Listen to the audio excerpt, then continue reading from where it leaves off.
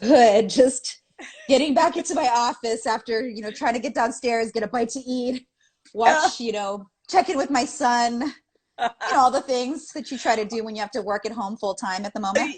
Yeah, all the things. I'm so excited to have you on. So this is my IG series called In Her Shoes, and I wanted to bring you on because I'm talking to leaders that are impacting and influencing the world. So I wanted to bring you to my community, and you are the CEO and founder of Master Brand Institute. And we've been following each other for years on social media. I'm a huge fan. You just influenced me, and I know you help so many people. Like, you have this amazing platform and you help people to get seen, to get heard, to make money. Like, I'm just so all about your mission and I love what you're creating in the world. So yeah, if you could tell people more about you, and then I know there's going to be a lot of questions come up of like how to navigate through these times, how to, there's some people watching that are starting out, but maybe want to up level their business. So we can talk about all those things. But I think first, just tell the audience like who you are, what you do, and we'll go from there. Awesome. Well, thank you so much for inviting me onto your IG Live today. It's been such an honor to support and talk with other female leaders, especially, not leaving the guys out, but it's really nice when women band together to help other people. And so, yeah, thank you so much for inviting me, Kelly Lynn. So I'm Jennifer Kem. I am broadcasting to you live from my home office in the San Francisco Bay Area, specifically Walnut Creek, and I also live in Hawaii. So we live part-time there, part-time here. And Kelly, thank you for the great intro. I was just telling Kelly as you were jumping on, working from home full-time, even though obviously I'm an entrepreneur and a founder and a CEO of my own business, I'm still a small business. We have about 20 people on our team, and we actually have a physical location. We have an office and a campus that we have here in the San Francisco Bay Area. And so, yes, we have always had the flexibility to work from home, but part of the reason we have a physical location to gather is we love connection on our team. And so we did have to adjust to that, obviously, as a team, to work from home and also manage the inside of our houses while we do that. So we actually are in a space of both sides, if you will. Like, I've worked from home or had the opportunity to work from home for the past 15 years, but I've also always had an office on purpose because I also like a place to frankly escape when you need to get stuff done, get work done, get focused. Even if, for a lot of people that could look like working from a co-working space or whatever. In the early days, that was me too. I had like a desk at a co-working space and it grew from there. So yeah, so that's what I do. I help entrepreneurs, and we also consult high-tech companies on their brand strategy, their launch plans. Actually, a lot of the work we're doing right now is crisis management, because managing a brand is also about managing the pivot. Like the word of 2020 has become pivot. So that's what I do, and that's who I serve. That's amazing. And so, Jen, how do you manage a team of 20? Like, has there been learnings, ups and downs, and how are you navigating through that? Because that's a pretty big team. Yeah, it's so, we've always really focused on proactive communication, right? And so we have a process where we huddle for the week, and we make sure that we're aligned around the goals for the week, what we have going on. And then every day, so we have a weekly huddle, and then every day we have a 15-minute stand up to do any like fast approvals, things that are happening in the conversations around our industry and marketplace, just so that the whole team kind of understands. And because I'm a brand futurist and strategist, I get called upon a lot by the media and others to remark on lots of things. And so I want to make sure that our team, not just me, understands the context and the impact of that, so that they can stay on demand, if you will, with the things that we put out, including in our emails and social media and stuff like that. So we have a daily huddle, 15 to 20 minutes. And then we have people all over the world on our team, but we do have a core team here in the San Francisco Bay Area and in Hawaii. So that's our core team. And then we have a bunch of contractors that we manage. I have an incredible head of operations. I can't be the one that organizes all this stuff. I mess it up. So she makes sure that we're on track. And so that's what we do. That's amazing. So I want to talk about, I mean, because listen, we're in uncertain times, and I'm sure you've dealt with uncertainty even before, right, this happening, and this is the first time we're all going through this. What would you say, I mean, what has helped you in uncertain times in your business or in your life? Like, is there anything that you can attest to or that has helped you when you're in this like uncertainty place, whether it's these times or times in the past? Anything or any advice that you can give others that may have helped you? Such a perfect question for the quote that I posted on my page today. Adversity does not build character, it reveals it. And that's a quote by James Lane Allen. So adversity doesn't build character, it reveals it. And I I tell people, and I say this with a lot of grace and gratitude, that right now I feel extremely poised and peaceful. And the reason for that, I think it's because I've been in business for 15 years. I've worked in the corporate world for 10 years prior to that. So 25 plus years of experience. So I always tell people I'm a seasoned chicken, not a spring chicken, Yeah. and so I've been through some stuff, right? And so Mm-hmm. I think that when you've been through some stuff and then you take the wisdom that you've learned and then you digest it before you even share it, there's a lot of value in that. And so to answer your question, in 2001, I got laid off from my job, which was a recession. And then 2008, I lost my first business, which was a retail company after building it to 8 figures in 18 months. And it was because it was in retail and it was in a space or an industry that had a lot of risk if the economy goes down. Retail and real estate are tough, and look at what's happening now. Yeah. We haven't had a pandemic shut the economy down in the modern times, so this is very different. So I don't want to say, oh, just because I went through and got through 2 recessions as an adult, a working adult.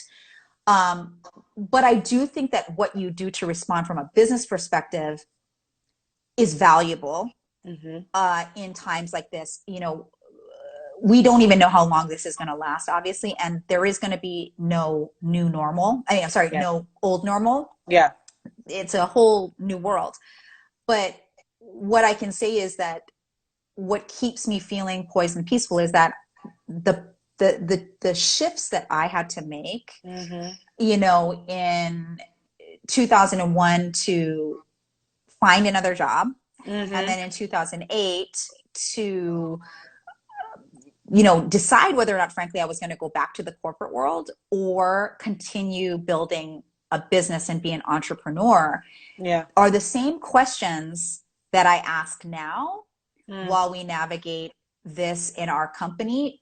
I will say if you are in branding, sales, or marketing, generally speaking, you're probably doing okay during this, because in good economies, you need marketing, and bad economies, you need marketing. And it's just a way of shaping the messaging and the story and the program or the product that you sell. And so I'll say this, I'm really glad that I made the shift to go back to my corporate roots in my business, because it's actually allowed me to be relevant no matter what the economic storm. And also it helped me, it helps me help others in a way that's very pragmatic and clear versus kind of spitball and throw things at the wall. And it also learned, the biggest thing, just to kind of wrap up what I learned, is I needed to get knocked up the side of the head financially twice in my adult years to realize how important it was to be, not just be good at making money, but keeping and growing your money so that you have some reserves. And I say that without judgment of people who are in a space right now where they didn't have that opportunity, but I'm saying that this is a great opportunity for you to now know that going forward, that will help, because no bailout from the government or any type of quote unquote stimulus package is fully going to help you recover your cash flow and your revenue.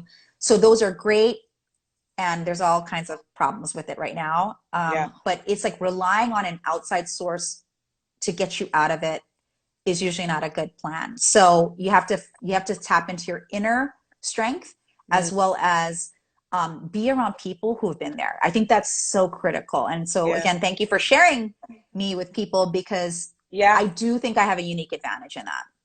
Yeah, 100%. And that's why I wanted you on, because you've been so resilient, and it's like you've got back up. You know how to build these businesses like 7 figures, 8 figures. Like, Jen, that's amazing. Like, some people are just trying to get to that multi 6 figure level, right? And Yeah. would you say it's like easier, like once you hit a certain point, like it's kind of like a similar build up, or is it like, because I know there's some people that are like struggling to get the 6 figures and beyond. So I guess, like, Hmm. what advice would, and what helped you when you were at that level, or maybe in taking your business to the next level where you're at? What has helped, I Yeah. guess? So three things. Yeah. So the first is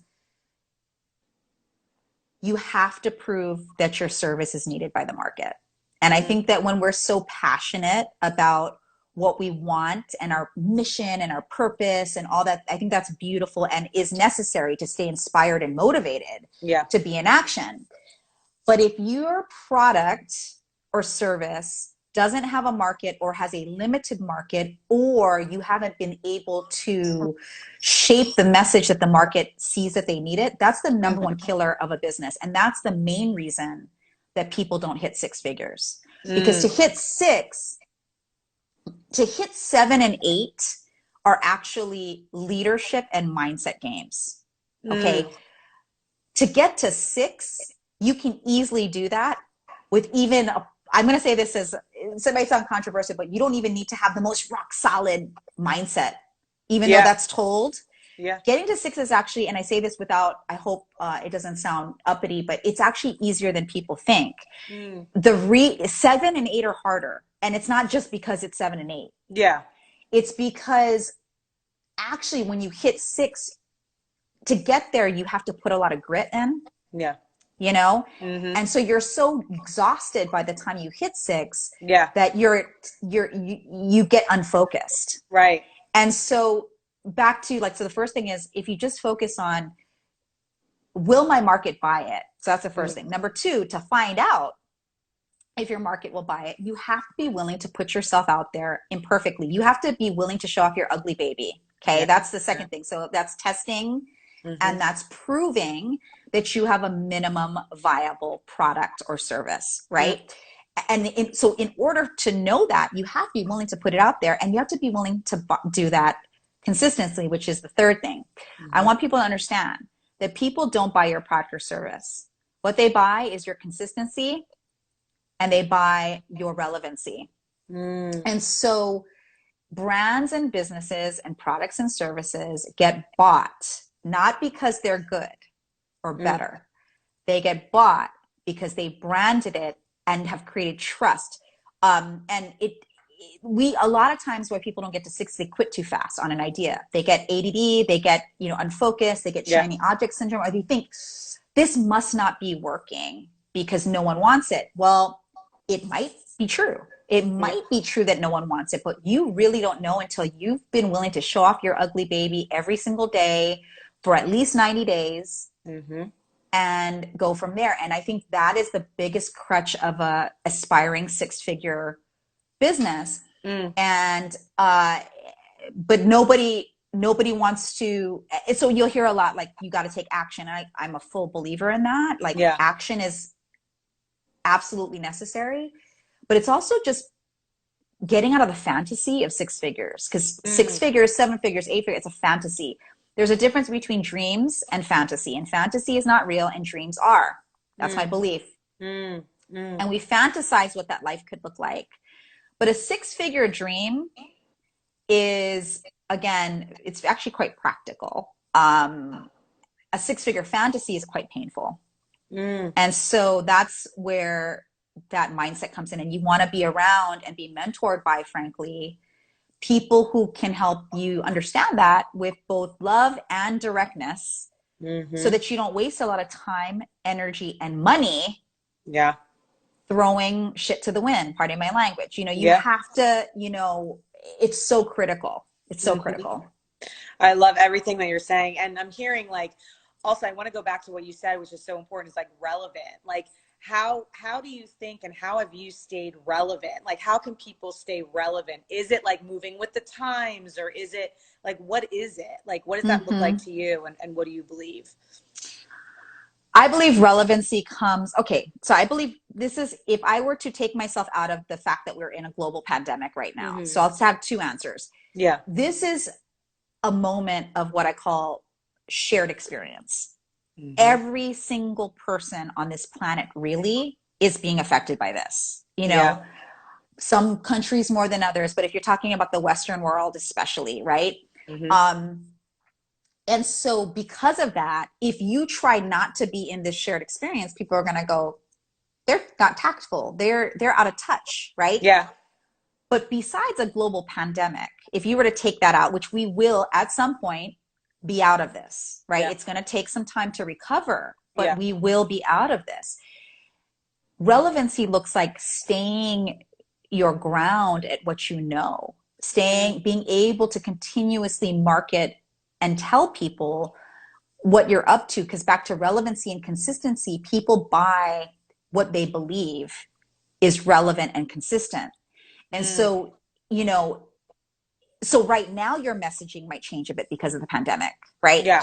But this is a temporary situation. So you need Mm-hmm. to know that, right? Yeah. So that, and go look at your messaging and go, if you're sending out, if you put your email campaigns on Evergreen, and Mm-hmm. it's just pushing people into a funnel that is like, oh, do live events right now. Right. That's a great way to make money, right? Right. Then people are going to go, you obviously are out of touch, right? So Right. that's an example of Evergreen not making sense. So you need to take a look at that. But there has to be a through line of stability in your business that you can express Mm. to stay relevant. And relevancy really comes from what people see you doing over and over and over again Mm-hmm. consistently. So one of the Mm. things I say is repetition is the mother of mastery.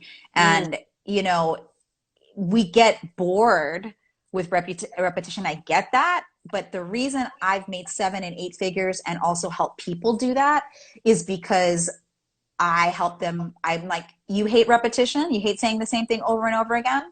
Systemize it. Not necessarily Yeah. automate, but systemize it. Find other ways that your message can be told, because you're always finding new followers. People are always discovering you if you're Right. putting yourself out there. So I get people who they hoard their information or their message or their offers because they're like, I don't want, I haven't gotten enough, like, people haven't come yet enough. So I want to wait. And I'm like, there's going to be more people. Yeah. So it doesn't just work where like automatically, like a genie, you go, I want to like have from 100 followers to 1,000, Yeah. right? Just like you can't make 8 figures without learning how to make 7 first. You Right. can't make 7 without learning how to make 6 first. You can't even make 6 without learning how to make 5 first, Right. right? Right. And so the same goes to relevancy and messaging, is like, for the group you have now, even if it's tiny, Mm. tell them, and then tell them to tell the others. And when the others come, tell those others the same thing, because Mm. people want to see that you stand for something, that you have values, Yeah. that you have a framework that they can buy into. I Yeah. mean, I always say that the biggest crime on the internet or in marketing really is not being seen. Mm. The biggest crime is that you let people forget you after you put the effort in. Oh, wow. Yeah, that's powerful. Yeah. Yeah, that's So, powerful. yeah. That's amazing. So, Jen, I could talk to you like all night, but I know you have family or things. So any like last tips that you want to share? I mean, I would highly recommend, this is going to be in the replay for people to, see it. And there's been people tuning in live. Anything like last words of wisdom that you can, or you want to share with people that I guess either would help them during this time, or that you attribute your success to that has helped you? Anything that you think would be helpful? I would say breathe. You Mm. know, I breathe a lot. Let's just put it that way. Even as peaceful and poised as I feel at the moment, Yeah. I have to take a breath because I have to remember that what I do matters. And I think what I want to say and leave with you is that even when you see quote unquote successful people, Mm. we're all bleeding the same, right? And Mhm. it's important to remember that what you're doing is important. Take a breath, lean in, stop avoiding Mm. what needs to get done so that people can be helped by you.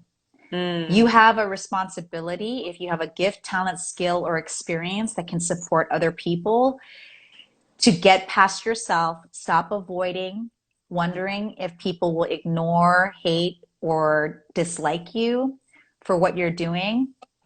If you really believe you have something to help people with, share it. Mm. That's so beautiful. Oh, Jennifer, I could literally listen to you all night. Yay. So where can people find you? What are you up to now? Like, tell us all the things, and where can people, where do you want to direct them to? Yeah, well, so I'm here on IG. So, Mm-hmm. I'd love for you to follow us on IG. It's at jennifer.kem, Kem. And then we also, for a very, obviously, if you see this video in the future, it might not be there anymore, but we do have a pop-up Facebook group. There's no cost to join, there's no selling in it. But what I realized is that I didn't create my life. Part of creating my life is giving back, and one of our values in our company is generosity. And so we have this thing called the Small Business Support Squad. And for 90 days, if you come in, you can get help getting to launch your product or your service. And we're happy to help you there because that's what we're really good Mm. at. I'm going to join that because I didn't know that, Jen. So Yeah, I'm going to awesome. join that. I'm so excited. And I just want to thank you. I know you're so busy, and I just want to thank you, and especially during these times, for taking the time out, sharing the wisdom, sharing everything that you shared. Like, it has helped me. I'm going to rewatch this, and I highly recommend that everyone does too. And I just want to say thank you from the bottom of my heart. I've always been a big fan of you, and you're just so like well-rounded. You give back, like and I just love your energy and everything that you've created and are Oh, creating. So thank you thank very you, much. Kelly Lynn. Thank Uh, you so much for having me. I really appreciate it. yes, and we'll talk soon. But guys, check her out. And until next time, thanks, Jen.